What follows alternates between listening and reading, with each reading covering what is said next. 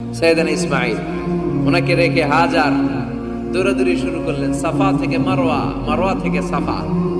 আহা, এখন air condition করা, 4 তলা এয়ার কন্ডিশন করা, সুন্দর পরিবেশ, এরপরে দৌড়াতে দৌড়াতে আমাদের ঘাম ছুটে যায়। না জানি সাইয়েদাতুনা হাজার কি কষ্ট করে সেখানে দৌড়াদৌড়ি করেছিলেন, না জানি উনার কি কষ্ট পোহাতে হয়েছিল। উনি সাফা থেকে মারওয়া একবার, মারওয়া থেকে সাফা একবার 7টা চক্কর দিলেন।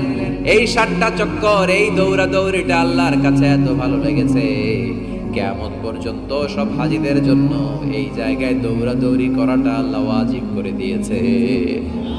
এটা না করলে আপনার হজই হবে না, এখানে দৌড়াদৌড়ি করা ওয়াজিব। দেখেন ওনার ওয়াইফের কাজ কত বরকতময়, উনি দৌড়াদৌড়ি করছেন, এখন আমাদের হজে যে দৌড়াদৌড়ি করা লাগে।